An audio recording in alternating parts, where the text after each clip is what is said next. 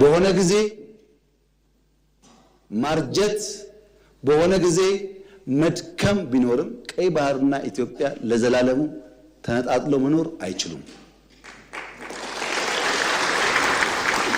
አሁን ኢትዮጵያ ውስጥ ያለው የሰላም ሁኔታ ባለፈው ካለው በእጅጉ የተሻለ ነው። ምርጫው ይደረጋል። ምርጫው ሰላማዊ ይሆናል። በምርጫ የተሳተፉ ተጠቃሚ ይሆናሉ። ያልተሳተፉ ቢያንስ 5 ዓመት ይቆጫሉ። ሰላም እንደምላችኋል የተወደዳችሁ ተመልካቾቻችን። ጠቅላይ ሚኒስትር አብይ አህመድ የመንግስትን የ2018 ዓመተ ምህረት የ6 ወራት የስራ አፈጻጸም በተመለከተ ከህዝብ ተወካዮች ምክር ቤት አባላት ለተነሱላቸው ጥያቄዎች ምላሽና ማብራሪያ ሰጥተዋል። ቀደም ሲል በመግቢያችን የተከታተላችሁትን ከዚሁ የተቀነጨበውን ጉዳይ ነው። ዛሬ ዜና ኢትዮጵያ አብዛኛው ትኩረቱን እዚሁ ጉዳይ ላይ አድርጎ ከናንተ ጋር ቆይታውን ያደርጋል። እናንተም ከኛ ጋር አብራችሁ እንድትቆዩ በአክብሮት ነው የምንጋብዘው። ዜና ኢትዮጵያን የመራን መሀሌት ታደለና አሸናፊ እንዳለ ከናንተ ጋር ቆይታ የምናደርግ ነው የሚሆነው። በድጋሚ አብሮነታችሁ ከኛ ጋር እንዲሆን በአክብሮት እንጋብዛለን። ወደ ቀዳሚ ጉዳያችን እናልፋለን።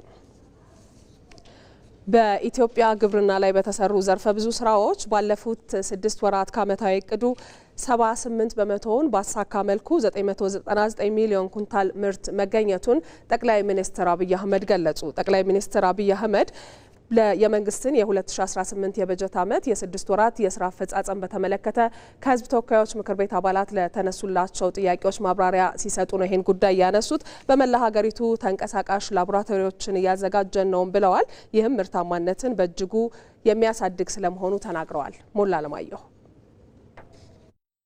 የኢፌዴሪ ጠቅላይ ሚኒስትር አብይ አህመድ ዛሬ በተካሄደው የህዝብ ተወካዮች ምክር ቤት 10ኛ መደበኛ ጉባኤ ላይ ማብራሪያ ከሰጡባቸው ጉዳዮች አንዱ የግብርና ዘርፍ ነው። ባለፉት 6 ወራት በግብርና ዘርፍ ስኬት ተመዝግቧል ያሉት ጠቅላይ ሚኒስትር አብይ በተከናወኑ ዘርፈ ብዙ ስራዎች ግብርና መጠነ ሰፊ የሆነ ለውጥና እድገት እያመጣ መሆኑን አብራርተዋል። በሰብል ሆርቲካልቸርና በጥጥ ምርቶች የዘንድሮውን ዓመታዊ እቅድ 79 በመቶ በ6 ወር ማሳካት መቻሉን ገልጸዋል። ይህም በሚቀጥሉት 6 ወራት ተጠናክሮ ከቀጠለ ከእቅድ በላይ ማሳካት እንደሚቻል አመላካች መሆኑን ተናግረዋል። በግብርና የተገኘውን አመርቂ ውጤት ማስቀጠልና ማስፋት እንደሚያስፈልግም አስረድተዋል። የዚህ ዓመት እቅዳችን እንደምታስታውሱት 7.3% እድገት እናረጋግጣለን። ቢያንስ 1.3 ቢሊዮን ኩንታል ምርት እናመርታለን የሚል እቅድ ነበረን። የዓመቱ እቅዳችን ይሄ ነው። ባለፉት 6 ወራት በተለይ ክረምት ላይ ሁላችሁም እንደምታውቁት ከፍተኛ ምርት የተገኘበት ዓመት ስለሆነ 6 ወር በሰራነው ስራ 999 ሚሊዮን ኩንታል ሃርቨስት ማድረግ ችለናል። ይሄ ከእቅዳችን ከዓመቱ እቅዳችን 78%ን ይሸፍናል። በፕላንና ልማት ሚኒስቴር በመላ ሀገሪቱ በተደረገ የግብርና ቆጠራ ወይም ሴንሰስ መረጃ እንደሚያመለክተው በግለሰብ አርሶ አደሮች በክላስተርና በቴክኖሎጂ አጠቃቀም ከለውጡ ዓመታት ወዲህ ከፍተኛ እድገት መኖሩን ጠቅላይ ሚኒስትር አብይ ተናግረዋል። ከዚህ ሴንሰስ በግብርና ዘርፍ ያለውን ብንመለከት በእያንዳንዱ አርሶ አደር ተቆጥሮ ማለት ነው። ትራክተር 2010 ኢትዮጵያ 4700 ገደማ ትራክተሮች ነበሯት 2010። አሁን 27200 ትራክተሮች አሏት። ትራክተር በቀጥታ ምርት ለማሳደግ ያግዛል። ሁለተኛ ኮምባይነር 2010 338 ገደማ ነበራት። ዛሬ 8700 ኮምባይነር ኢትዮጵያ ውስጥ አለ። ይሄ ተቆጠረ ማለት ነው። ይሄ ምርትን በፍጥነት ለመሰብሰብና የሚባክነውን ለመታደግ ያግዛል። በመላ ሀገሪቱ የሚደረግ የአካባቢ ጥበቃና የእርከን ስራ እየሰፋ ሲሆን የግብርና ተረፈ ምርት ወይም ኮምፖስት ማዘጋጀት እያደገ መምጣቱን ጠቁመዋል። የማዳበሪያ ፋብሪካ በሀገር ውስጥ መስራት ብቻውን በቂ አይደለም በሚል በመላ ኢትዮጵያ ተንቀሳቃሽ ላቦራቶሪዎች የተዘጋጁ መሆኑንና ይህም ምርታማነትን እንደሚያሳድገው ጠቅላይ ሚኒስትሩ ገልጸዋል። እያንዳንዱን መሬት ፈትሸን ለዚያ አፈር ለዚያ የምርት አይነት የሚያስፈልገውን ማዳበሪያ ዩሪያ ብቻ ሳይሆን ተቀላቅለው እንደየቀጠናው እንደየከባቢው ማቅረብ ያስፈልጋል በሚል ጥናት እየጀመረ ነው። ይሄ ጥናት ሲጠናቀቅ ባለው የሙያተኞች ትንበያ ለእያንዳንዱ መሬት የሚያስፈልገውን ማዳበሪያ አይነትና መጠን ማቅረብ ከቻል አሁን ካለው ምርት በእጅጉ የኢትዮጵያ ምርት ሊያድግ እንደሚችል ይገመታል። የአረንጓዴ አሻራ ለአካባቢ ጥበቃ ከፍተኛ ሚና ስላለው እንዲሁም ከዚህ ቀደም የማይታረሱ በሚሊዮን ሄክታር የሚቆጠሩ መሬቶች የበጋ እርሻ የሌማት ትሩፋት ኢኒሼቲቭ ተደማምረው ኢትዮጵያ ውስጥ ያለውን የግብርና እርሻ ማሻሻላቸውን ጠቅላይ ሚኒስትር አብይ አስረድተዋል።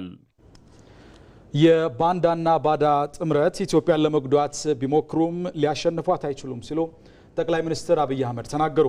የጸጥታ ችግሮችን ለመፍታት መንግስት ሁልጊዜም የውይይት በሩ ክፍት መሆኑንም ጠቅላይ ሚኒስትር አብይ አህመድ አረጋግጠዋል። ይህንን ጉዳይ ደግሞ የተመለከተው ሪፖርተራችን ባየ ሙላት ነው። የህዝብ ተወካዮች ምክር ቤት ዛሬ ባደረገው መደበኛ ስብሰባ የምክር ቤቱ አባላት ከሰላምና ደህንነት ጋር የተያያዙ ጥያቄዎችን አንስተው ጠቅላይ ሚኒስትር አብይ አህመድ ምላሽና ማብራሪያ ሰጥተውበታል።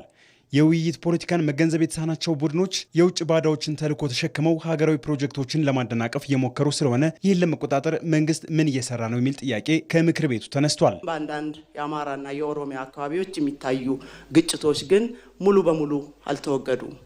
ክቡር ጠቅላይ ሚኒስትር፣ ይህ አደገኛ ሁኔታ በዘላቂነት ለመፍታትና የህዝቡን ደህንነት ለማረጋገጥ ባለፉት 6 ወራት የተከናወኑ ዋና ዋና ስራዎች የተገኙ ውጤቶች ላይ ተጨማሪ ማብራሪያ ቢሰጥ አመሰግናለሁ። እነዚህን ኃይሎች የህብረተሰቡን የመለወጥ የመልማት ፍላጎት ስጋት ሆነውስ እስከ መቼ ነው የሚቀጥሉት? በዚህ ላይ ያለውትን ምላሽ ይስጡበት። አመሰግናለሁ። ጠቅላይ ሚኒስትር አብይ አህመድ በምላሻቸው በሀሳብ የበላይነት ያለማመንና የባንዳነት አመል የኢትዮጵያን እድገት ሲያዩ አይናቸው በሚቀላ ባዳዎች ታግዘው ግጭት ተሸካሚዎች ተፈጥረዋል ብለዋል።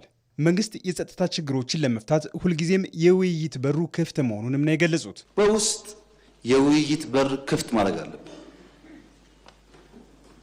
ዛሬ ባንዳ የተባለ ሰው፣ ዛሬ ከኢትዮጵያ ተቃርኖ የቆመ ሰው ልብ ገዝቶ በቃኝ ካለ ሁሌ ክፍት መሆን አለብን። ቂም መያያዝ አያስፈልግም። የግል ጉዳይ አይደለም፣ የሀገር ጉዳይ ስለሆነ አንዳንዱ ተሳርቦ ሊሆን ይችላል፣ ጎርቶ ሊሆን ይችላል።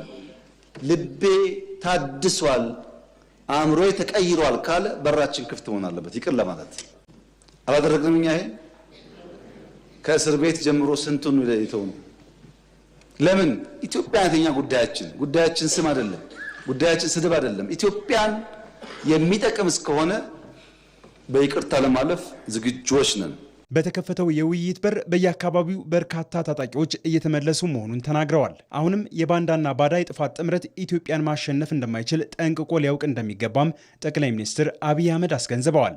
ለምሳሌ የኤርትራ መንግስት የኢትዮጵያ መንግስት የውስጥ ጉዳዩን መፍታት ሳይችል ቀርቶ የቀይ ባህር ጉዳይ ያነሳል ብሎ ይከሳሉ። የውስጥ ጉዳያችን ላይ ሽንኩርት ከታፊው፣ በርበሬ አቅራቢው፣ አማሳዩ ተቀምጦ ሳለ ውስጥና ውጭ የሚለው ጉዳይ እንዴት ይሆናል? መብቃት ነው መፍትሄው። አሁን ለዚህ ምክር ቤት ማረጋገጥ የምፈልገው ኢትዮጵያን መጉዳት የሚፈልጉ ኃይሎች አሉ። ገንዘብ ፋይናንስ ያደርጋሉ። እመኑኝ ግን ኢትዮጵያን አይችሏትም። አልፈናል ከሱ።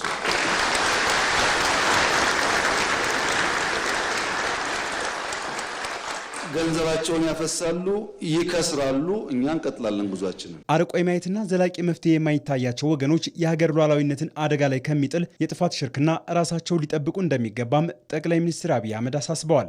የትኛውም ቦታ የሚታጠቅ ሰው ብልጽግና ይውደቅ፣ እኔን እንኳን ብዙ አልጨከኑብኝም፣ አፈጉባኤው ይውደቁ ይሉ ይችላሉ። ነገር ግን ኢትዮጵያ ትውደቅ ከተባለ መተው ምን ላይ ይቀመጣሉ ነው። ፓርቲዎች እንዲቀያየሩ፣ ግለሰቦች እንዲቀያየሩ መጠየቅና የኢትዮጵያን ኤግዚስተንስ ጥያቄ ውስጥ ማስገባት የራስ እግር ላይ እንደመተኮስ ማለት ነው። ጠላቶቻችን ጉዳያቸው ማን ተቀመጠ አይደለም። በሚኒልክ ጊዜም ነበሩ፣ በጃንሆይ ጊዜም ነበሩ፣ በየዘመናት ነበሩ፣ አሁንም አሉ፣ በሚቀጥለውም ይኖራሉ። ቋሚ ፍላጎታቸው ምሰሶ ማፍረስ እንጂ የቀለም ጉዳይ አይደለም።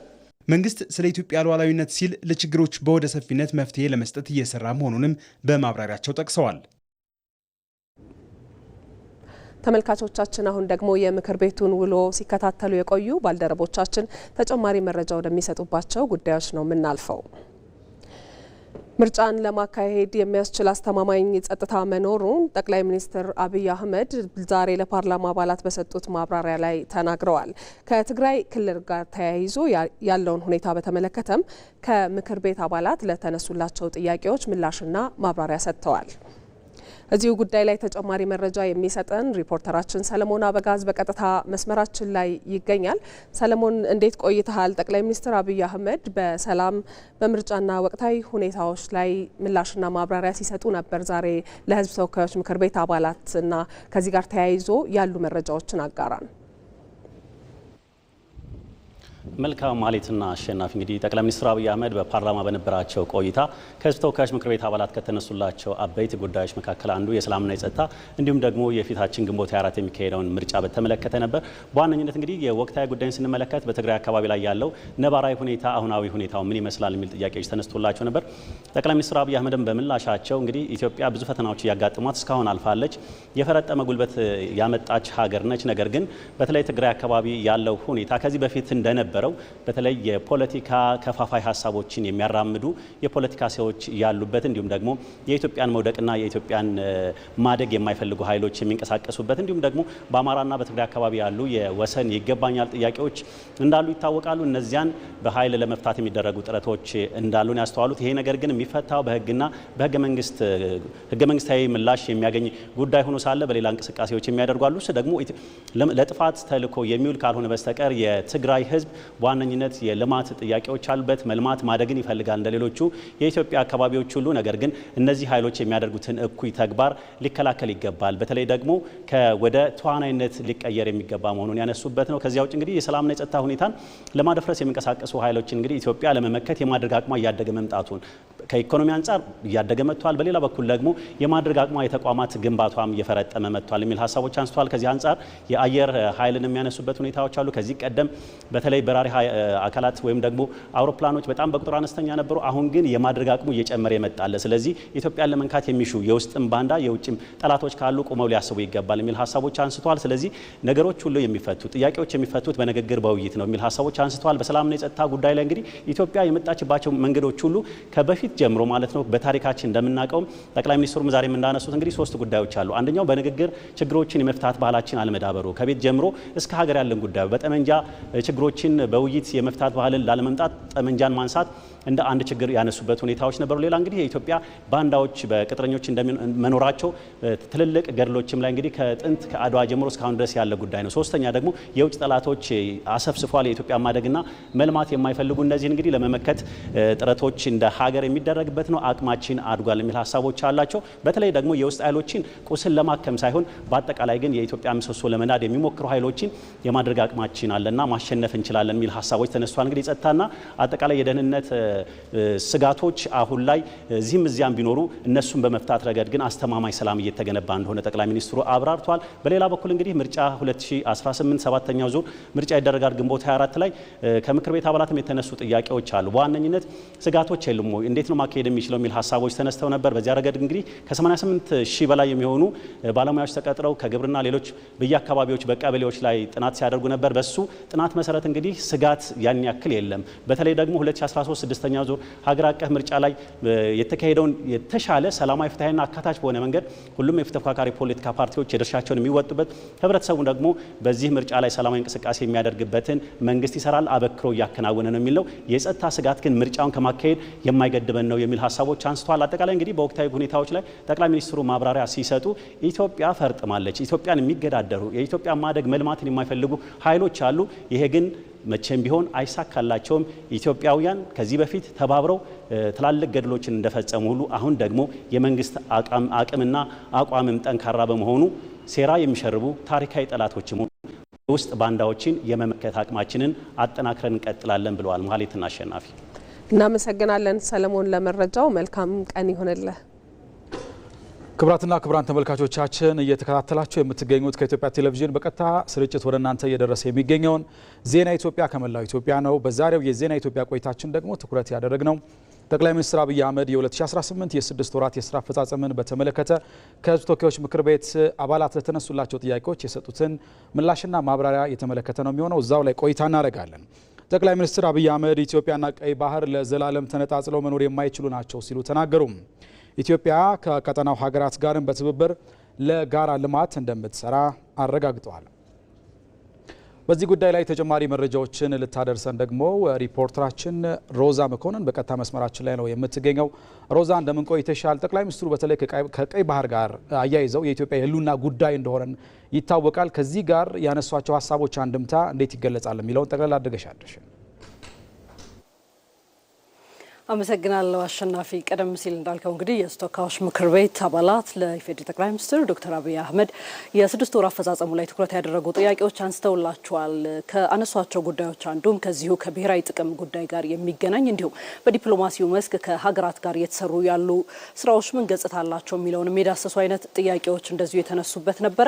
በማብራሪያቸው ሰፊ ሀሳቦችን ያነሱባቸው ጉዳዮች አሉ። በዋናነት ልናነሳ የምንችለው እንግዲህ መንግስት ለነገው ትውልድ እየሰራ ካለው ነገን የሚዋጅ ኢትዮጵያን የሚያሻግር ተደርገው ሊቆጠሩ ከሚችሉ ጉዳዮች አንዱ የባህር በር ጥያቄ ነው። የባህር በር ጥያቄ የህልውና ጉዳይ የሆነው ኢትዮጵያ አሁን ባለችበት ሁኔታና በቀጣይ ትንበያው ሊያመላክት በሚችለው በህዝብ ቁጥር፣ በኢኮኖሚያ፣ በሌሎች ጉዳዮች የባህር በር አስፈላጊ በመሆኑ ይህንን ማሳካት ለነገ ትውልድን መዋጀት ተደርጎ ሊቆጠር የሚችል ነው። በርካታ ትውልድን የሚያሻግሩ ስራዎች ላይ እንደመስራቷ ይህን የባህር በር ጉዳይ ማሳካትም ሌላኛው ትልቁ የብሔራዊ ጥቅም ጉዳይ ተደርጎ ተይዞ እየተሰራ ነው የሚገኘው። እንደ መንግስት የተነሱ ሀሳቦች ማህበረሰቡ ገዝቷቸው መላ ኢትዮጵያን በዚህ ልብ ነው እየተንቀሳቀሱ የሚገኙትና ይህ ሂደት ከብሔራዊ ጥቅም ጋር የሚገናኝ እንደመሆኑ ኢትዮጵያውያን ይህንን ለማሳካት የማይፈነቅሉት ድንጋይ እንደሌለ በግልጽ የተቀመጠበት የተመላከተበትም ጭምር ነው። እንደውም እንደሳቸው አገላለጽ ተፈጥሯዊ ነገርን መጋፋት ነው ብለውታል። ተወልደው አድጎ መሞት እንዳለ ሁሉ የተፈጥሮ ሂደት ኢትዮጵያን በቀንዱ እስካለች ድረስ በቅርብ ርቀት ላይ እንደምትገኝ ታሪካዊም የህግም የተፈጥሮም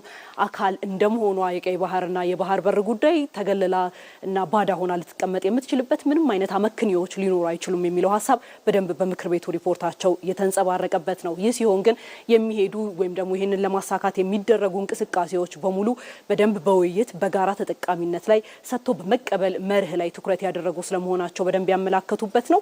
እንደውም የኢትዮጵያ የዲፕሎማሲ ዋነኛ አውድ የሚቀነቀንበትና የሚቀዳው ከጎረቤት ሀገራት ጋር በሰላም በፍቅር አብሮ በመጠቀም መኖር እንደመሆኑ ከነዚህ ሀገራት ጋር በተሻለ ሰጥቶ በመቀበል መርህ የተንቀሳቀሱ ስለመሆኑ የሰሞነኛውን የአይሻን እንኳ ፕሮጀክት አንስቶ በጥቂቱ ማንሳት እንደሚቻል የጠቀሱበት ነው። እንደምናስታውሰው ከቀናቶች በፊት የሶማሊያውም የጅቡቲውም ፕሬዝዳንቶች እዚህ ኢትዮጵያ ውስጥ ሆነው በጋራ የመረቁት የኤነርጂ ትስስር አንዱ ነው። ስለዚህ እንደነዚህ ያሉ ትስስርን የሚያጎሉ ከድንበር አልፈው ከጎረቤት ሀገራት ጋር በባህል በቋንቋ ያለንን አንድነት ሊያጠናክሩ የሚችሉ ትብብሮች ደግሞ የተሻለ ስራ እንድትሰራ ኢትዮጵያም ከፍ እንድትል አብራም የጋራ ተጠቃሚነት የሆኑ ሀገራት አብረው እንዲያድጉ እድል የሚሰጥ ነው። የባህር በር አውድም ከዛው ጋር የሚገናኝ ነው። የባህር በር ተጠቃሚነት በሰጥቶ መቀበልና በጋራ ኢትዮጵያ በርካታ የማድረግ አቅሟን እየገነባች ያለችበት ጊዜ አሁን ነው። የታላቁ የኢትዮጵያ ህዳሴ ግድብ፣ የአየር መንገዳችን፣ ሌሎች ትልልቅ የሚባሉ ሜጋ ፕሮጀክቶች በእጇ ያሏት ለዜጎቿ ተደራሽ እያደረገች ያለች እስከ ቀጠናው ትስስር ድረስ የሚዘልቅ ነው። ስለዚህ እነዚህን ሰጥቶ በመቀበል ሂደቶች የሼር ድርሻዎች ካሉ በዓለም አቀፍ የንግድ አግባቦች ሁሉ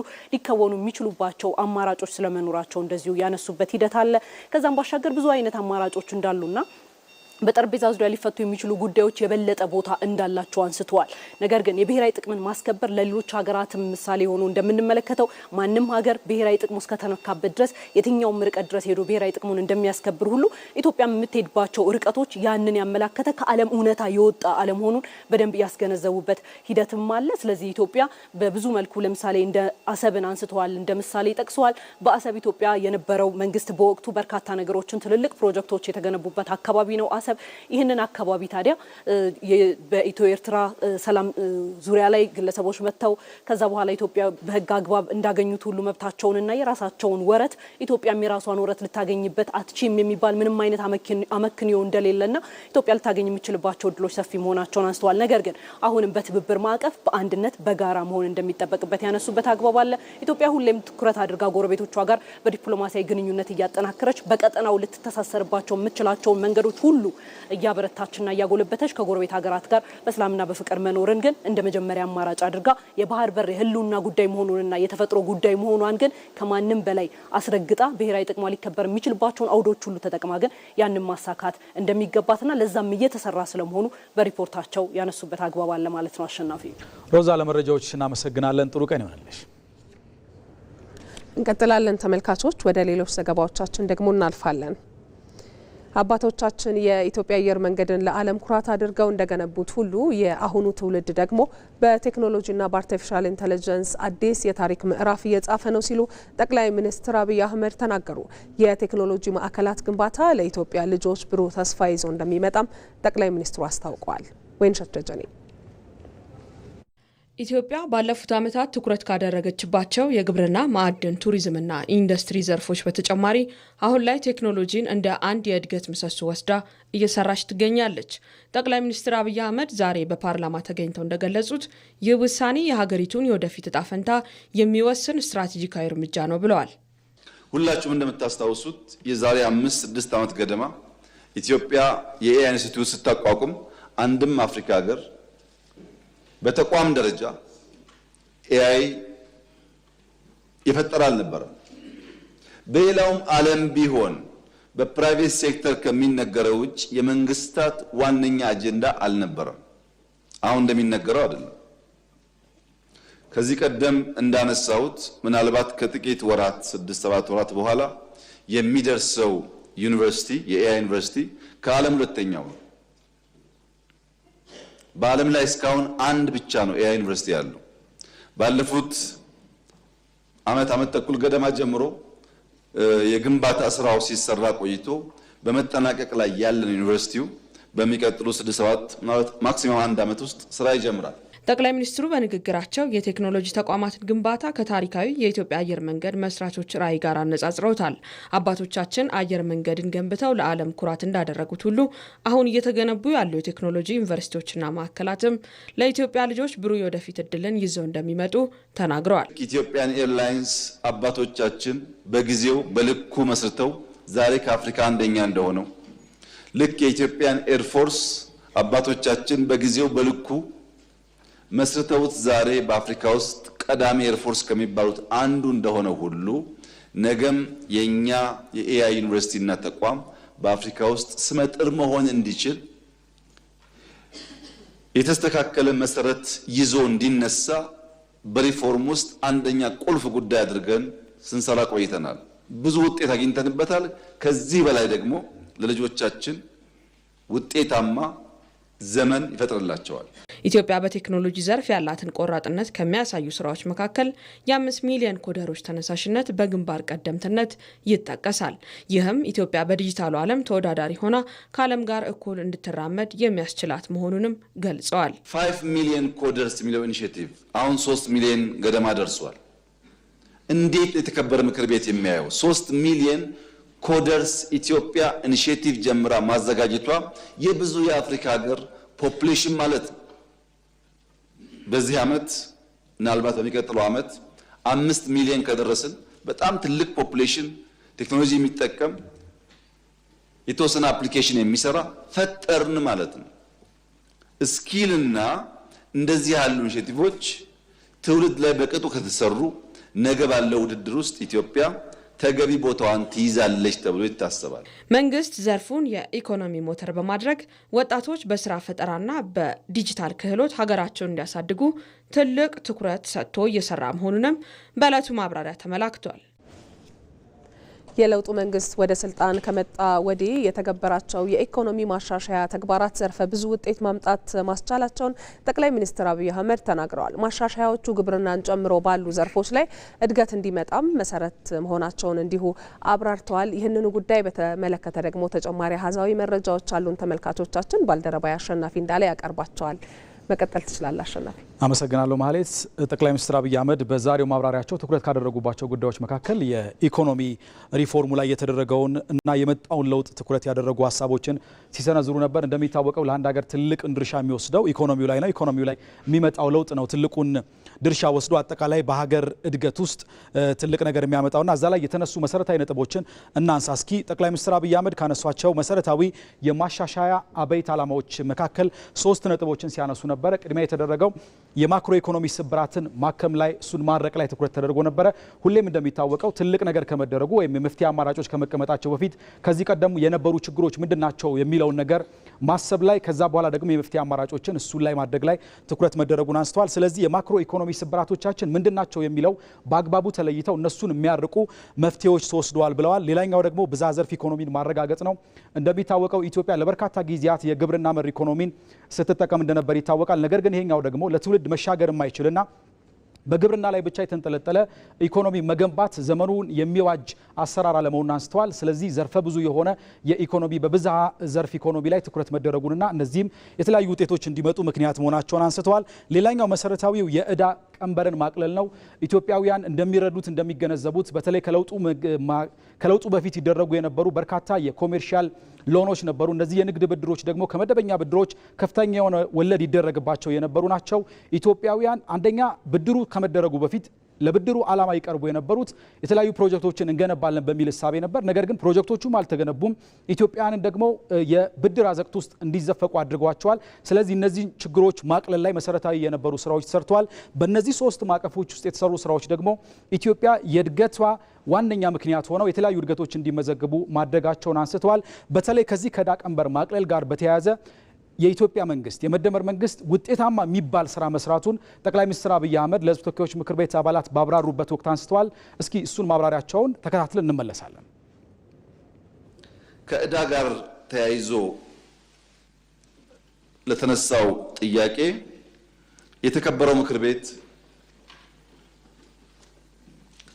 በተለይም የፋይናንስ ዘርፍ የሚከታተለው ቋሚ ኮሚቴ በዝርዝር እንደሚያውቀው ይህ ለውጥ፣ ይህ መንግስት፣ ይህ ሪፎርም ይደነቅ ከሆነ ምስጋና ይቸረው ከሆነ ክብር ይገባው ከሆነ አንዱ ክብር የሚያሰጠው ስራ ዕዳ ላይ የሰራው ስራ ነው።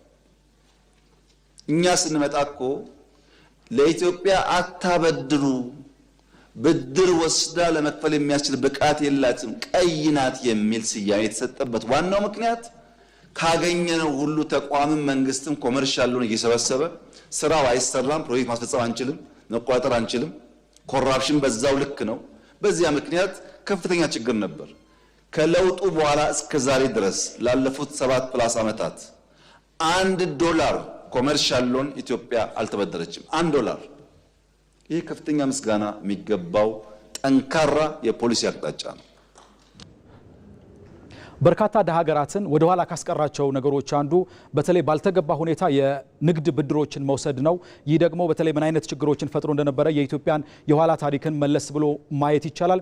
የመደመር መንግስት ያደረገው በተለይ የብዝሃ ዘርፍ ኢኮኖሚና ለቴክኖሎጂ ትኩረት መስጠቱ የተለያዩ ለውጦች ከመምጣታቸው ጀርባ የሚጠቀስ ሁነኛ ምክንያት መሆን ችሏል። በነገራችን ላይ እነዚህ ለውጦች ጠቅላይ ሚኒስትር አብይ አህመድ በዛሬ ማብራሪያቸው በደንብ ሲያነሱት እንደነበረ ዓላማቸው የታቀደውን እቅድ ብቻ መፈጸም አይደለም።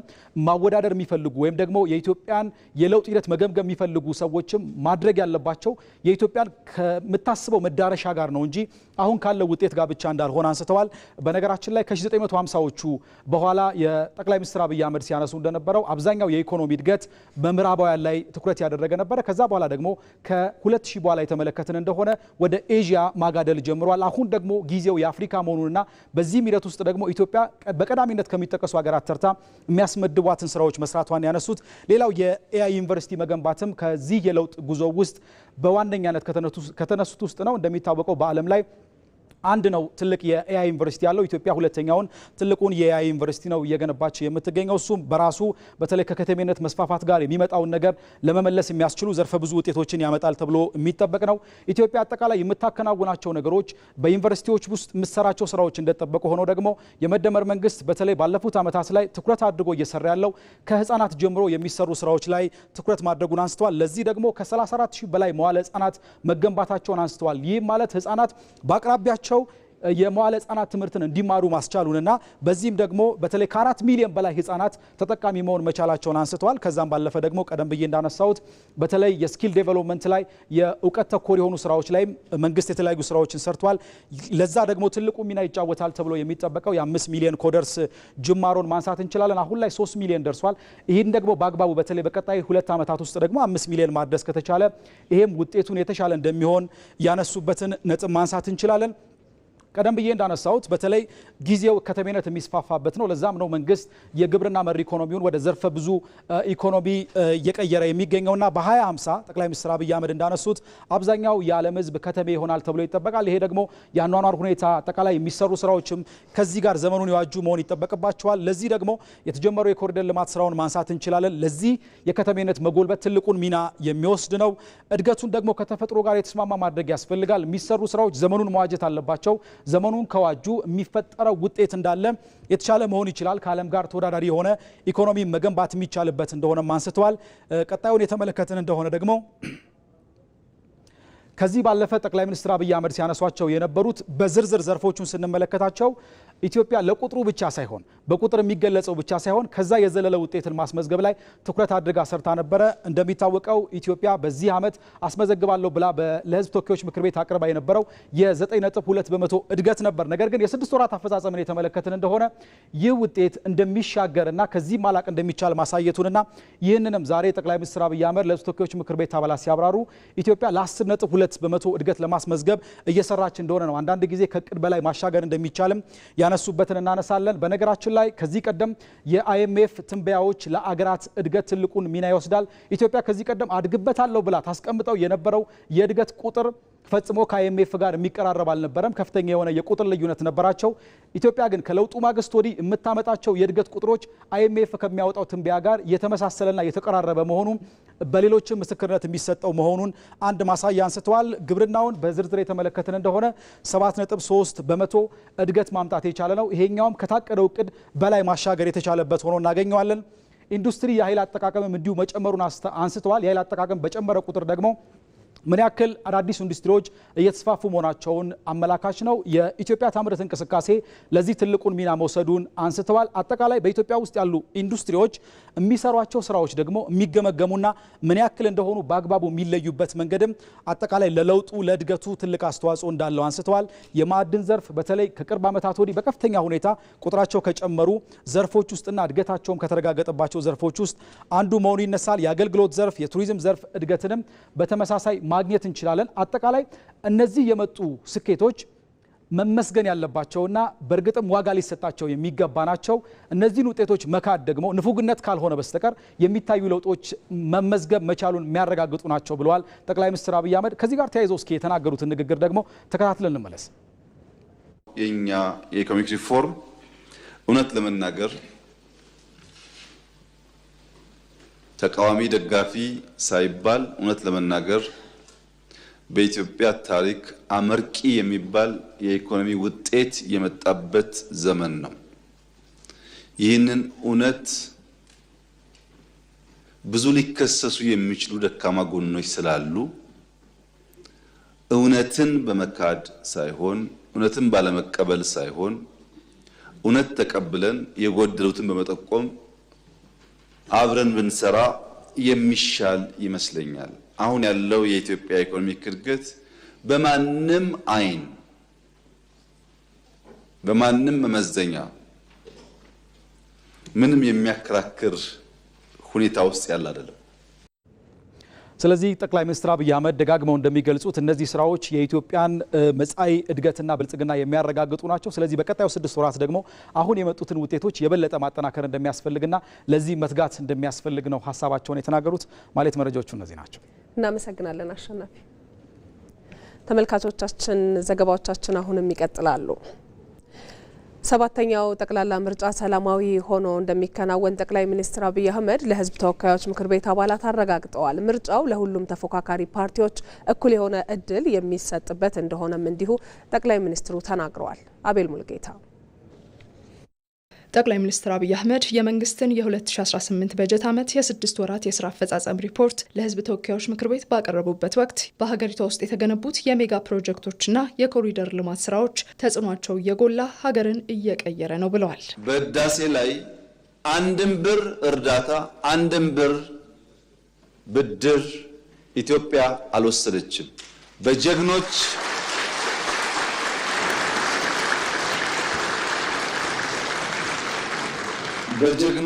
ኢትዮጵያውያን ቁርጠኛ አቋም በሀገር ውስጥም በሀገር ውጭ ያሉም ኢትዮጵያውያን በቁርጠኝነት ጨክነው በጋራ ቆመው ስለሰሩ የተከወነ ፕሮጀክት ነው። ግን በዚህ አላበቃም። ህዳሴ ከአፍሪካ አንደኛውን ሰርተናልና ሌላ ያስፈልግም እኮ አላለች ኢትዮጵያ። በአፍሪካ ሶስተኛ የሆነውን ኮይሻ እየገነባን ያለነው የንፋሱን ሳልጨምር በርካታ ፕሮጀክቶች ይሰራሉ። ፕሮጀክት ቆሟል፣ ሜጋ ፕሮጀክት የለም ለተባለው እውነት ነው፣ ፕሮጀክት የለም። ግን ከአፍሪካ አንደኛው ኤርፖርት ኢትዮጵያ ውስጥ ተጀምሯል። በዚህ ያለ ፕሮጀክት ኢትዮጵያ አስባም ሰርታም አታውቅም።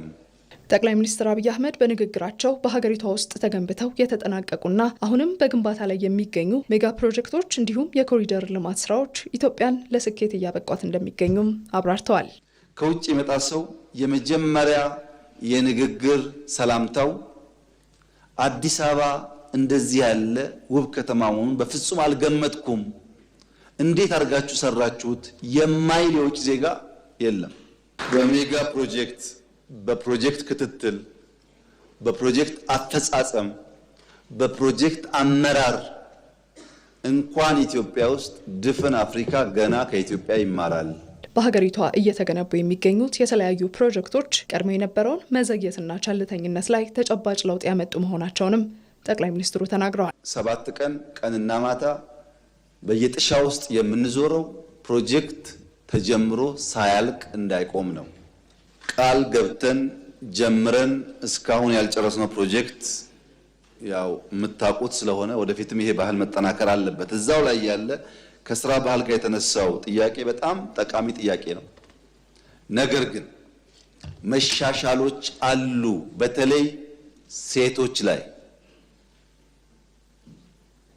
ሁለተኛ በሺፍት መስራት። አዲስ አበባ ውስጥ እኮ በ3 ሺፍት የሚሰራ ፕሮጀክት በጣም ብዙ ነው። ለ6 ሰዓት ወጡ እና ተመልከቱ። ክሬን ታያላችሁ፣ ላይት ታያላችሁ፣ የትራክ እንቅስቃሴ ታያላችሁ። ገጠር አካባቢ ስትሄዱ እኔ በቅርቡ ጅማ ሲሄድ አንዱ የገረመኝ ነገር የጅማን የኮሪደር ስራ የላንድስኬፕ ስራ 80-90% የሚሰሩ ሴቶች ናቸው። ይሰራሉ፣ ቤተሰብ ያግዛሉ። በ6 ወር ውስጥ ለ2.6 ሚሊዮን ሰው የስራ ዕድል እንደተፈጠረ የገለጹት ጠቅላይ ሚኒስትር አብይ አህመድ ለዚህም ሜጋ ፕሮጀክቶች እንዲሁም የከተማና የገጠር ኮሪደር ስራ አስተዋጽኦአቸው ከፍ ያለ ነው ብለዋል። በ6 ወር ውስጥ 2.6 ሚሊዮን ሰው ስራ አግኝቷል። ባለፉት 20 ምናምን ቀናት ደግሞ 670 ሺህ ገደማ ከዚያ በላይ ሰዎች ስራ ይዘዋል። ይሄኛውን ወር ከጨመር ከ3.4 ሚሊዮን በላይ ሰው ስራ ይዟል። ይሄ ድሮ በነበረን ፊገር በአመት የምናሳካው ነው። ለምን ሆነ? በየቦታው የገጠር ኮሪደር፣ የከተማ ኮሪደር፣ ኢንዱስትሪ፣ ግብርና፣ ማዕድን፣ ሜጋ ፕሮጀክቶች በተለይም አዳዲስ ፍሪ ትሬድ ዞኖች መፈጠር በመጀመራቸው በርከት ያለ ሰው ስራ እያገኘ ይገኛል። የ6 ወራት የስራ አፈጻጸም ሪፖርቱ በሀገሪቷ የልማት ፕሮጀክቶች ላይ የታየውን እድገት ብቻ ሳይሆን በስራ ባህልና በጊዜ አጠቃቀም የኢትዮጵያን እሴት ያጠናከረ መሆኑም ተመላክቷል። ተመልካቾቻችን ቀደም ሲል የተከታተላችሁት ጠቅላይ ሚኒስትር አብይ አህመድ ኢትዮጵያ ሜጋ ፕሮጀክቶችን በመገንባት ረገድ ስኬታማ መሆኗን አስመልክቶ ለሕዝብ ተወካዮች ምክር ቤት የሰጡትን ማብራሪያ ነበር። ያሰናዳችሁ ደግሞ ህይወት አበበ ናት። ዘገባዎቻችን ይቀጥላሉ። 7ኛው ጠቅላላ ምርጫ ሰላማዊ ሆኖ እንደሚከናወን ጠቅላይ ሚኒስትር አብይ አህመድ ለሕዝብ ተወካዮች ምክር ቤት አባላት አረጋገጡ። ምርጫው ለሁሉም ተፎካካሪ ፓርቲዎች እኩል የሆነ እድል የሚሰጥበት እንደሆነም ጠቅላይ ሚኒስትሩ ተናግረዋል። ይህንን ጉዳይ ደግሞ የተመለከተው ሪፖርተራችን አቤል ሙሉጌታ ነው። 7ኛው ጠቅላላ ምርጫ ፍትሐዊና ዲሞክራሲያዊ ሆኖ እንዲከናወንና የተረጋገጠ ሰላምም እንዲኖር በማድረግ መንግስት ሚናውን እንዲወጣ የምክር ቤት አባላት ለጠቅላይ ሚኒስትር አብይ አህመድ በጥያቄ መልክ አንስተዋል። ምርጫው ሰላማዊ፣ ነፃ፣ ፍትሐዊና በመላ ኢትዮጵያውያን ዘንድ ተአማኒ እንዲሆን እንዲሁም በጸጥታ ችግሮች ምክንያት እንዳይስተጓጎል በመንግስት በኩል እየተሰሩ ያሉ ስራዎች ላይ ማብራሪያ ቢሰጥበት። መንግስቶ የውስጥ ሰላምን ሳያረጋግጥ በተደጋጋሚ የሚነሳውን በርካታ የልማት ጥያቄ፣ የወደብ ጥያቄ፣ ስኬታማ ምርጫና ሀገራዊ ምክክርስ እንዴት ሊያሳካ ይችላል? ለምክር ቤት አባላቱ ምላሽ የሰጡት ጠቅላይ ሚኒስትር አብይ አህመድ 7ኛው ጠቅላላ ምርጫ ያለምንም ችግር በተያዘለት የጊዜ ሰሌዳ እንደሚደረግም ተናግረዋል። አሁን ኢትዮጵያ ውስጥ ያለው የሰላም ሁኔታ ባለፈው ካለው በእጅጉ እየተሻለ ነው። ምርጫው ይደረጋል። ምርጫው ሰላማዊ ይሆናል። በምርጫ የተሳተፉ ተጠቃሚ ይሆናሉ። ያልተሳተፉ ቢያንስ 5 ዓመት ይቆጫሉ። ምርጫ ለጠንካራ የሀገር ግንባታ መሰረት የሚጣልበት የትውልድ ተሳትፎም የሚረጋገጥበት እንደሆነም ጠቅላይ ሚኒስትር አብይ አህመድ አንስተዋል። ምርጫ ድምፅ የሚሰጡ ዜጎች እንደ ጡብ ናቸው።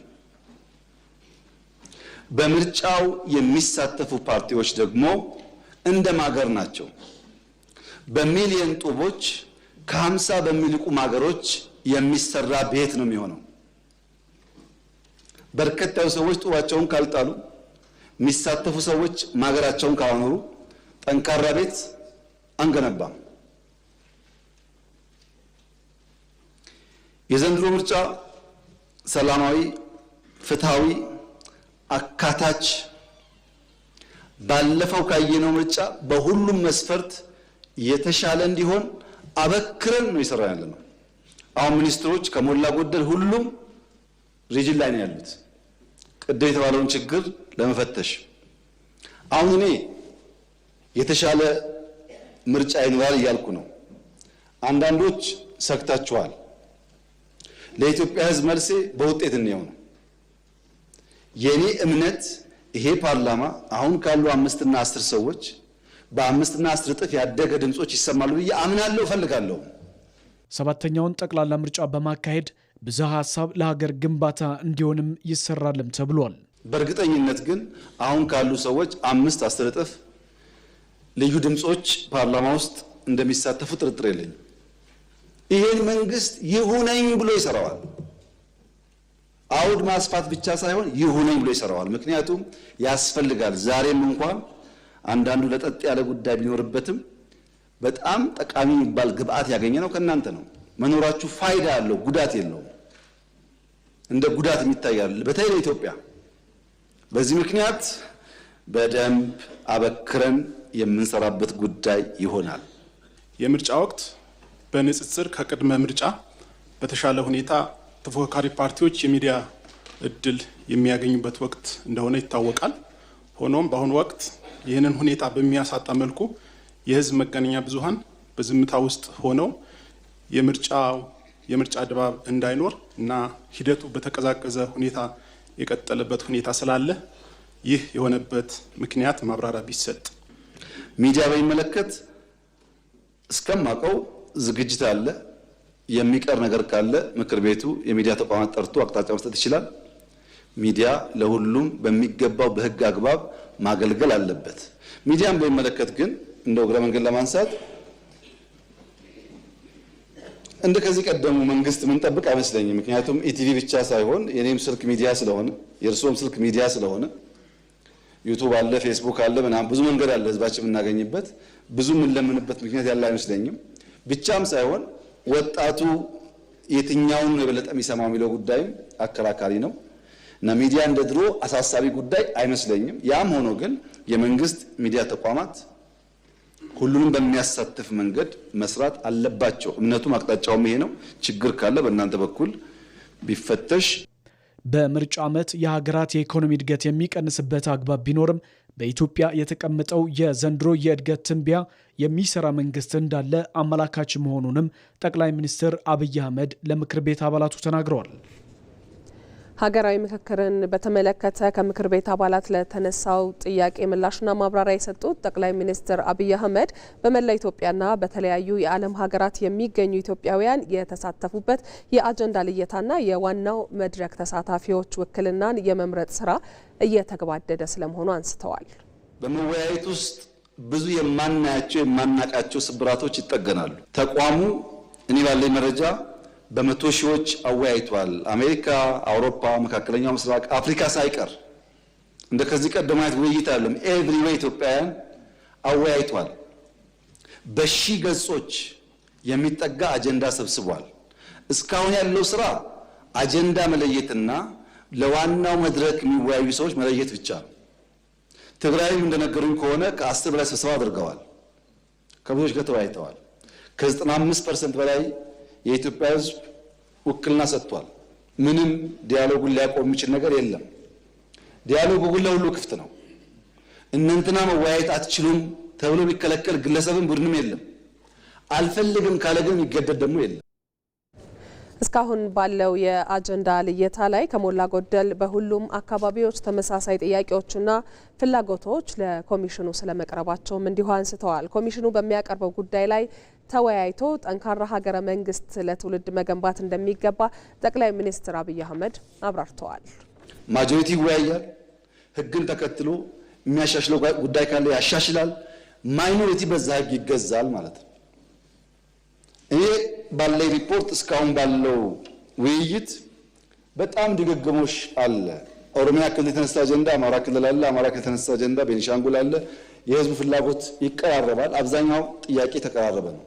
ያን ግን በሰከነ መንገድ በበሰለ መንገድ ተወያይቶ ለልጆቻችን ጠንካራ ሀገረ መንግስት ለመፍጠር የሚያስችል መደላድል መስራት ከኛ የሚጠበቅ ይሆናል። ኮሚሽኑ አሁን ያለበት ደረጃ ከሞላ ጎደል አጀንዳ ለይቷል፣ ከሞላ ጎደል ተወያይ ለይቷል።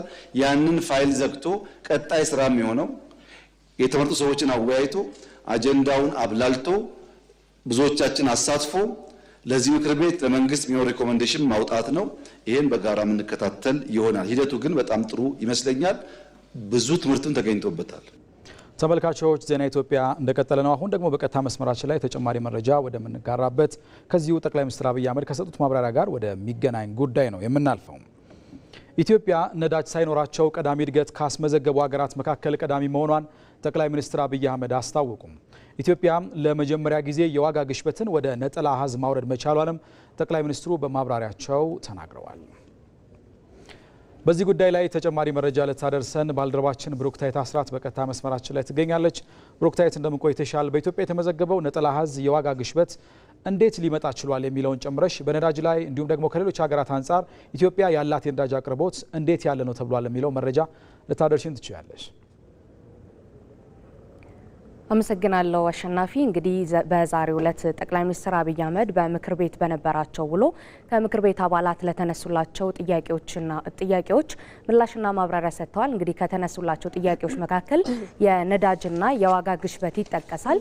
እንግዲህ ለዚህም ታዲያ ምላሽና ማብራሪያ ሰጥተዋል ጠቅላይ ሚኒስትር አብይ አህመድም ከቅርብ ጊዜ በኋላ እንግዲህ ኢትዮጵያ በተለያዩ ጊዜያት እያሳየች የምትገኘው ለውጦች እንዳሉ ይታወቃል። በተለይም ደግሞ በዋጋ ግሽበት ከፍተኛ የሆኑ ለውጦች እየመጡባት ነው የሚገኙ ሀገሪቱ። እንዲሁም የሚታዩ ለውጦችም ቁጥሩም እየቀነሰ እንደሆነ ነው የተነገረው። እንግዲህ አሁን ሰዓት ላይ ሀገሪቱ ነጠላ አሃዝ ወደሚባል ደረጃ ላይ መድረሷን ነው 9.7 በመቶ የዋጋ ግሽበት ላይ መድረሷን ጠቅላይ ሚኒስትር አብይ አህመድ አንስተዋል። ለዚህም ደግሞ ታዲያ በርካታ ስራዎች መሰራታቸውን ያነሱት እነዚህ ለውጦች ከመምጣታቸው በፊት ግን ለዋጋ ግሽበት የሚዳርጉ ተግባራት ናቸው ወይም ደግሞ ይዳርጋሉ ተብሎ ከሚጠቀሱ ጉዳዮች መካከል አንደኛው የፍላጎትና አቅርቦት አለመመጣጠን አንደኛው መሆኑን ነው ያነሱት ጠቅላይ ሚኒስትር አብይ አህመድ። ከዛ ባሻገር እንግዲህ የገቢ ማነስ ነው የሰው የገቢ ማነስ ሌላኛው እንደ ችግር የሚነሳ ጉዳይ ነው። በተለይም ደግሞ ሰው ያለው ገቢ አነስተኛ ከመሆኑ ጋር በተገናኘ ካለው ጊዜውን የዋጀ አለመሆኑ ይህም ደግሞ ሌላኛው የዋጋ ግሽበትን የሚያመጣ ጉዳይ ነው። ከዛ ባሻገር እንግዲህ የግብይት ስርዓት ነው በተለያዩ ጊዜያት የሚኖረው የግብይት ስርዓት ተመሳሳይ አለመሆን ይህም ሌላኛው የገቢ ሁኔታን ወይም ደግሞ የዋጋ ግሽበትን የሚያስከስት ሌላኛው ጉዳይ ነው። ከዚህ ባሻገር የበጀት አስተዳደር ሁኔታው የበጀት ጉድለትን የሚያመጣ አንደኛው ችግር እንደሆነ ነው ያነሱት። ታዲያ እነዚህ ቀደም ሲል ያነሳዋቸው ጉዳዮች ላይ በስፋት በመስራትና መፍትሄ ሀሳቦችን በማምጣት የበጀት ወይም የዋጋ ግሽበት እንዲቀንስ ምክንያት ተደርጓል ማለት ነው። ከዚህ መካከል እንግዲህ ከተሰሩ ስራዎች መካከል አንደኛው በተለይም ደግሞ የሰውን የኑሮ ጫና ለመቀነስ የሚደረጉ የቅዳሜና የእሁድ ገበያ የተጀመሩ ስራዎች አሉ በተለያዩ የሀገሪቱ ክፍሎች ማለት ነው።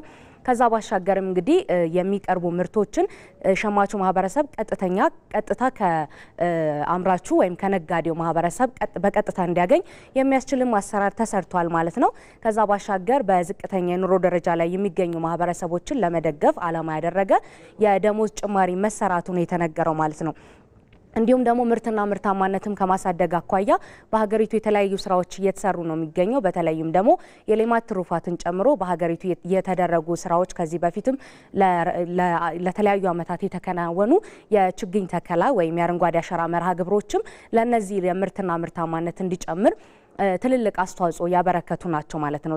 በእነዚህ ስራዎች በመሰራታቸውም በሀገሪቱ የታየ የነበረው የዋጋ ግሽበት ምጣኔ እንዲቀንስ ምክንያት ሆነዋል ማለት ነው። ከዚህ ባሻገር በምክር ቤቱ የተነሳው ጥያቄ የነዳጅ ጉዳይ ነው።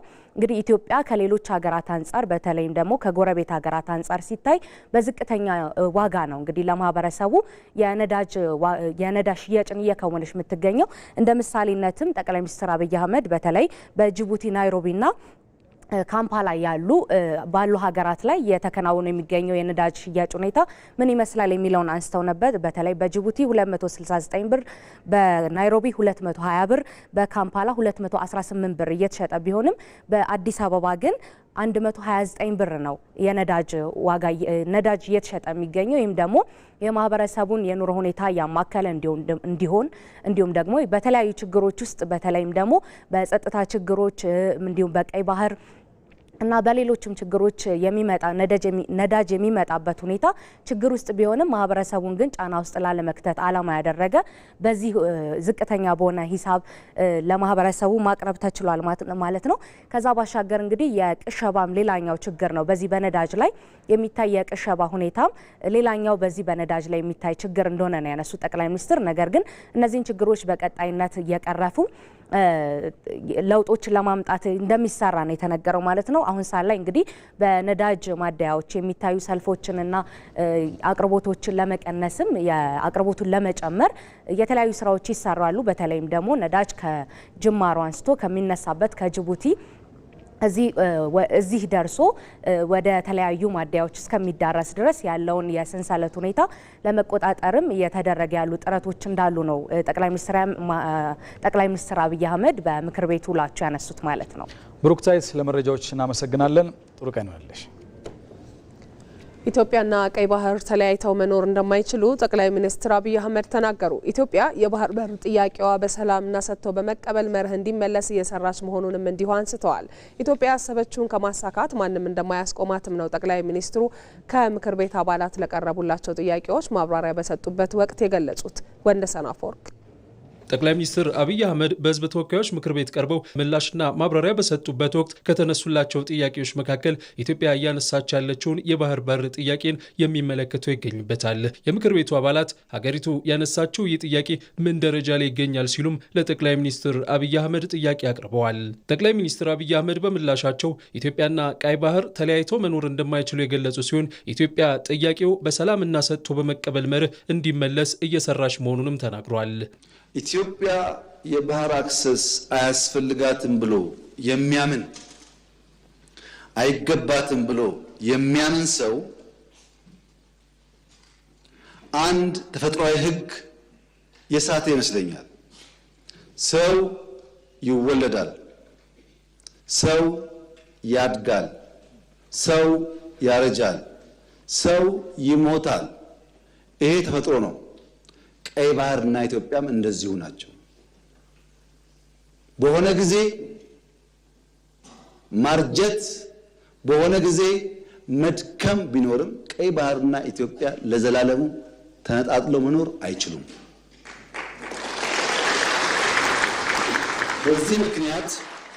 በዚህ ምክንያት በጣም ብዙ ስለሆነ ሀብቱ ከምጽዋ ጫፍ እስከ ሞቃዲሾ ጫፍ 5000 ኪሎ ሜትር ነው። በጣም ትርፍ ነው። ካለነው አካባቢ በላይ ነው ጥቅሙ። ከ5000 ውስጥ 20 ሚሊዮን ገደማ ሶማሌ፣ የተወሰነ ሚሊዮን ጅቡቲ፣ የተወሰነ ሚሊዮን ኤርትራ በድምሩ 25 ሚሊዮን ገደማ ያሉት 5000ን ይዘውታል። 130 ሚሊዮን ህዝብ ያላት ኢትዮጵያ የጠየቀችው ግን 50 ኪሎ ሜትር ነው። ይሄ ፍትህ ካልሆነ ዓለም ላይ ፍትህ የለም ማለት ነው። የጠየቅነው ደግሞ ገለን ቀምተን አይደለም። የፈለገ ሰው በአፍሪካ ትልቁ ግድብ የኢትዮጵያ ግድብ ነው። ክብር ምስጋና የኢትዮጵያ ህዝብ ይግባና ትልቁን ግድብ ገምቶልናል። ከዛ 15-20% ሼር ወስዶ ለኢትዮጵያ አክሰስ መስጠት ይቻላል በቢዝነስ ህግ ማለት ነው። የለም ግድብ ከበደኝ ከተባለ በአፍሪካ አንደኛው የአየር መንገድ የኢትዮጵያ አየር መንገድ 5-10-20% ወስዶ አክሰስ መስጠት ይቻላል። ያ ካሁንስ ሊዝ ይቻላል። ያ ካሁንስ የላንድ ስዋፕ ይቻላል። በሰላም በንግግር ይቻላል። ይህን ጉዳይ መቀበል የጊዜ ጉዳይ ካልሆነ በቀር የግድ ይመስለኛል። እኛም ብንፈልግ አንችልም፣ ሰርቫይቭ ማድረግ አንችልም። በዛኛው ወገን በሌላ ወገን ያሉት የሚቸገሩ ይመስለኛል። ኢትዮጵያ ፍትሐዊ ጥያቄ ያቀረበች መሆኑን ያነሱት ጠቅላይ ሚኒስትሩ በባህር በር ጉዳይ ኢትዮጵያ ያሰበችውን ከማሳካት ማንም እንደማያስቆማትም ነው የተናገሩት። አሰብ ላይ የኢትዮጵያ መንግስት ፖርት ገነባ፣ ኤርፖርት ገነባ፣ መንገድ ገነባ፣ ሪፋይነሪ ገነባ እና ተጋጨን። እዛ ቀረ ሀብቱ። ስንታረቅ ኤርትራውያን ከ20 ዓመት በኋላ መጥተው በኢትዮጵያ ፍርድ ቤት ቆመው ቤቴን መልሱልኝ፣ መሬቴን መልሱልኝ ብለው ወሰዱ። ለምን? ታረቅና። በግለሰብ መጥተው ያኔ የተባበሩ ኤርትራውያን ቦታቸውን ንብረታቸውን ወሰዱ። ታዲያ የኢትዮጵያ መንግስት ሪፋይነሪውን፣ ፖርቱን፣ ኤርፖርቱን ቢወስድ ከዚህ አንጻርስ እንዴት ነው የሚታየው?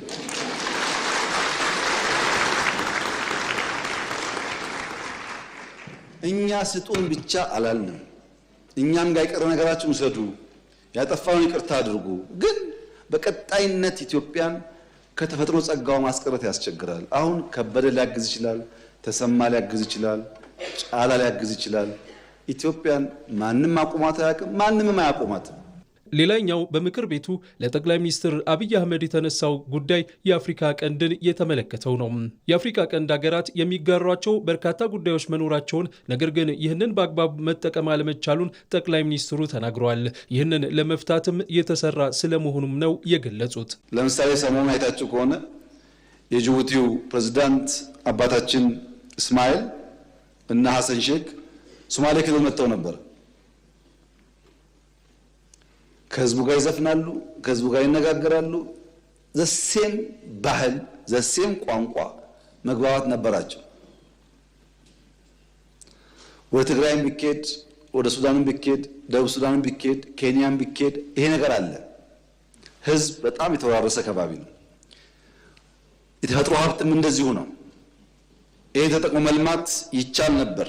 ነገር ግን የሁለቱ ውሃዎች ጉዳይ እኛንም እያተረማመሰ በእኛ ጉዳይ የሚገቡ ኃይሎችም እያሰፋ በመሄዱ አንዱ ጎረቤት ለሌላው ጋሻ መሆን ሲገባው ጥይት አቀባባይ ሆኖ ቀረ። አንዱ ለአንዱ መከታ መሆን ሲገባው አንዱ ለአንዱ ችግር አስተላላፊ ሆነ። በዚህ ምክንያት ቀጠናው የራሱ ውስንነት አለበት። ይሄን ለመፍታት ከፍተኛ ጥረት እያደረግን ነው። እንደሚሰምር ተስፋ እናደርጋለን። ባለፉት ጥቂት ዓመታት በኢንዱስትሪው ዘርፍ ከፍተኛ እድገት መመዝገቡን ጠቅላይ ሚኒስትር አብይ አህመድ ተናገሩ። ከቀጣይ ዓመት ጀምሮ ከዘርፉ የወጪ ንግድ በኢትዮጵያ ታሪክ በቢሊዮን የሚቆጠር ዶላር ገቢ ማግኘት እንደሚጀመርም ጠቁመዋል። ባለፈው ዓመትና በዚህ ዓመት ብቻ እንኳን ብንወስድ ኢንዱስትሪው ኤክስፖርቱ ደብል አድርጓል። የተኪ ምርቶች ከውጭ እናስገባ የነበሩ ምርቶችን ለማስቀረት ኢትዮጵያ ታምርት በሚለው ንቅናቄ የተሰራው ስራ 3.4 ቢሊዮን ዶላር እናስገባ የነበረው ምርት በሀገር ተተክቷል። አጠቃላይ ኢንዱስትሪው የተነቃቃና ሪስፖንድ እያደረገ ነው። ከሚቀጥለው ዓመት ጀምሮ በታሪካችን ለመጀመሪያ ጊዜ ከኢንዱስትሪ ሴክተር በቢሊየን የሚቆጠር ኤክስፖርቶች እንጀምራለን። በዚህ ዓመትም ቢሆን ዓመቱ ሲጠናቀቅ በእርግጠኝነት አምና ኢንዱስትሪ ካደረገው ደብል ኤክስፖርት እናደርጋለን ከተኪ ምርት ውጪ። ጠቅላይ ሚኒስትሩ በማብራሪያቸው የውጭ ቀጥተኛ ኢንቨስትመንት ፍሰት እየጨመረ መምጣቱን ያነሱ ሲሆን በዚህም ግዙፍ ዓለም አቀፍ ተቋማት በኢትዮጵያ የተለያዩ የማምረቻ ዘርፎች ገብተው እያስመዘገቡ ያለውን ገቢ በማሳያነት ጠቅሰዋል። ቪየትናም ሄደን ያመጣነው ቶዮ የሚሰኘው የሶላር ኩባንያ ባለፉት 6 ወራት 66 ሚሊዮን ኤክስፖርት አድርጓል። መቼ ነው ያመጣነው? መቼ ነው ስራ የጀመረው? እሱ ያመጣውን በአንዳንድ ትላልቅ ኢንዱስትሪያል ፓርኮች ውስጥ ያሉ የቴክስታይል ማኒፋክቸሪንግ ተደምሮ አላመጡም። ተደምረው አንዱ ያመጣው ከቶዮ ውጪ ወደ 5 የሚጠጉ ሶላር ሴል ላይ የሚሰሩ ፋብሪካዎች አንከር ኢንቨስተሮች አመተናል። በሚቀጥለው ዓመት ሁሉም ስራ ይገባሉ። ግማሾቹ እየገቡ ነው። ሁሉም በሚቀጥለው ዓመት ከሶላር ብቻ ቢያንስ $900 ሚሊዮን ኤክስፖርት እናገኛለን። ኢትዮጵያ ውስጥ ኢንዱስትሪ እንደዚህ ያለ ነገር አያውቅም። ተመልካቾቻችን ጠቅላይ ሚኒስትር አብይ አህመድ ለምክር ቤቱ የሰጡትን ማብራሪያ ተከትሎ የምክር ቤት አባላት ለኢትዮጵያ ቴሌቪዥን አስተያየቶቻቸውን ሰጥተው ነበረ። አስተያየቶቻቸው ምን ይመስላል በሚለው ጉዳይ ላይ ደግሞ ተጨማሪ መረጃ የሚሰጠን ሪፖርተራችን ቶማስ ኃይሉ ነው። በቀጥታ መስመራችን ላይ እናገኘዋለን። ቶማስ እንዴት ቆይተሃል? ጠቅላይ ሚኒስትር አብይ አህመድ ለምክር ቤት አባላት የሰጡትን ማብራሪያ ተከትሎ የምክር ቤት አባላት ምን ሀሳብ አነሱ? ያነጋገርካቸውን ሀሳብ አካተ ለኛም አጋራን። አመሰግናለሁ ማህሌት። እንግዲህ ቀደም ሲል እንዳልሽው የህዝብ ተወካዮች ምክር ቤት አባላት በተለይም ደግሞ ካነሷቸው በርካታ ጥያቄዎች መካከል አንደኛው ብሔራዊ ጥቅምን የሚመለከት ጉዳይ እንዳለበት ቀደም ሲል ተከታትለናል፣ በተለያዩ ምክንያቶች ማለት ነውና የህዝብ ተወካዮች ምክር ቤት እንግዲህ ካነሷቸው ጥያቄዎች የብሔራዊ ጥቅምን ከማስከበር አኳያም ህዝቡ ከመንግስት ጋር እንዲሁም ደግሞ የህዝብ ተወካዮች ምክር ቤት አባላትስ ምን አይነት ጫናዎችን ማድረግ አለባቸው፣ ምን አይነት አስተዋጽኦ ማድረግ አለባቸው የሚለው ጉዳይ በዋናነት እየተነሳ ነውና አሁን ላይ ኢትዮጵያ የብሔራዊ ጥቅሞቿን በተለያዩ መንገዶች ለማስጠበቅ የተለያዩ ስራዎችን እየሰራች ትገኛለች። ይህም ከባህር በር ጋር የሚገለጽ አለ። የብሔራዊ የደህንነት ተቋማታንም ለተለያዩ የማዘመን እንዲሁም ደግሞ ሪፎርም የማድረግ ስራዎችን እየሰራች ትገኛለች። እነዚህ ተቋማት እንግዲህ ከፖለቲካ እንዲሁም ደግሞ ከተለያዩ አስተሳሰቦች የዘለሉ ናቸው። የኢትዮጵያ መሰረት የሚጥሉ ጉዳዮች ከመሆናቸው አኳያ ኢትዮጵያ መሰረቷ ብትሆን ሌሎች ጉዳዮች ግን ልንወያይባቸው እንዲሁም ደግሞ ልንከራከርባቸው የሚገባ ጉዳዮች እንደሆነ ጠቅላይ ሚኒስትሩም ሲናገሩ ሰምተናልና በተለይም ደግሞ ከቤት ጋር መስለውት ነው። በቀለሙ በቤት ቀለም ልንጨቃጨቅ ወይም ደግሞ ልንወያይ እንችላለን ወይም ደግሞ የተለያዩ ሀሳቦች ሊኖሩ ይችላል። ነገር ግን ቤቱን መሰረቱን ማፍረስ ላይ ግን ጥያቄ መነሳት የለበትም። እዛ ላይ ሁሉም በአንድነት መቆም ይገባዋል የሚሉ ሀሳቦች አንስተዋል ማለት ነው። ነገር ግን የህዝብ ተወካዮች ምክር ቤት አባላቱ ደግሞ ምን አሉ? በተለይ የብሔራዊ ጥቅም ከማስጠበቅ አኳያ ምን ከማን ይጠበቃል የሚለው ጉዳይ ላይ አስተያየታቸው ስትሆናል። እስቲ እሱን ተከታትለን እንመለስ። ብሔራዊ ጥቅም በፖለቲካ፣ በኢኮኖሚ፣ በወታደራዊ ዘርፎችና በባህላዊ ዘርፎች ይኖራል። በዲፕሎማሲም ዘርፍ ማለት ነው። ይህን ብሔራዊ ጥቅም ለማስጠበቅ ዜጋ በጋራ መቆም አለበት ነው ቋንቋው። እዛ ላይ በብሔራዊ ጥቅም ላይ መለያየት፣ በብሔራዊ ጥቅም ላይ መጣላት፣ በብሔራዊ ጥቅም ላይ መለያየት አያስፈልግም ነው። ብዙዎች ሀገሮች ደግሞ የዳበረ ዲሞክራሲ ልምድ ባላቸው ሀገሮች ብሔራዊ ጥቅም ላይ የሚናገሩት ቋንቋ አንድ አይነት ነው። ብሔራዊ ጥቅምን የሚቀናቀን ነገር መስራት ቀይ መስመር ነው እና በአጠቃላይ እኛም በዚህ ደረጃ ስራ መስራት አለብን። ሁሉም መንግስት፣ ተፎካካሪ ፓርቲ፣ ግለሰቦች፣ ምልዓተ ህዝቡ በሙሉ ለብሔራዊ ጥቅም አንድ ላይ ሆኖ መቆም አለበት የሚል መልእክት ነው ያለኝ። እንደ ብሔራዊ ጥቅም ሲባል የሁላችንም ሲቲዝኖችን ሁሎችንም ዜጎች የሚጠቅም እንጂ የአንድ መንግስት ኃላፊነት ወይም ደግሞ የአንድ ፖለቲካ ኃላፊነት ስላልሆነ በብሔራዊ ጥቅማችን ላይ እያንዳንዱ ዜጋ ወይም ደግሞ የተለያየ ፓርቲዎች በጋራ መቆም እና ናሽናል ኢንተረስታችንን ማስከበር በተለይም ይሄ የዓለም አቀፍ የንግድ ልውውጥን፣ የወደብ መጠቀምን፣ የአባይ ተፋሰስን አብሮ መልማትን እና ኢትዮጵያ ከዚህ ቀደምም ሌሎችን የመጉዳት ፍላጎት የላትም። نهارسي ملاك السرخ ما حسينه نهارسي ملاكادكو رد اللي قاعد ሰላም ከሁሉም ሰው የሚጠበቅ ስለሆነ እኛ ደግሞ ህዝቡ ወደ ሰላም እንዲመጣ ከኛ የሚጠበቀውን ድጋፍ እናደርጋለን። ብሔራዊ ጥቅምን ለማስጠበቅ የውስጥ ሰላም ያስፈልጋል። ይህን ለማድረግ ደግሞ በጋራ መስራት ይገባል። በግንዛቤ ማነስ የሚመጣውን በማስተማር በማሳወቅ በማነሳሳት በመምከር ማስተካከል ይቻላል። ነገር ግን በሀገር ጥቅም ላይ በመምጣት የሌላውን ተልእኮ በማስ ሊበጣ የሚችለውን በባንዳነት የሚመጣውን ደግሞ በሁሉም ግንባር መከላከል ነው የሚያስፈልገው ነው።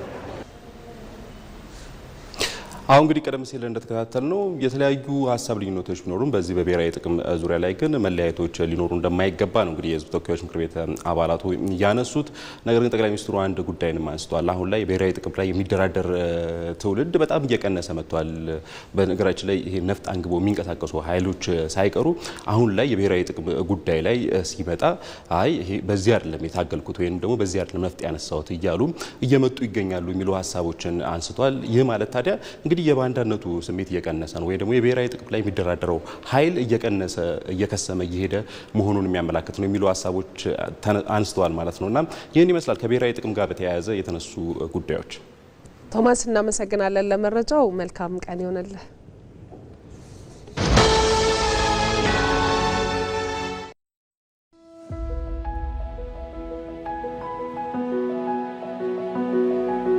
ግልግሎት በታላቅ አክብሮት ነው። ኢትዮጵያ ንግድ ባንክ ስለመረጡ እናመሰግናለን። የእርሱ እርካታ የባንካችን ስኬት ነው። የምንጊዜም ተቀዳሚ ምርጫው ስላደረጉን ምስጋናችን የላቀ ነው። እናመሰግናለን። እኛም ይህንን ሳምንት ለእርሶ ለደንበኞቻችን ሰየም ነው።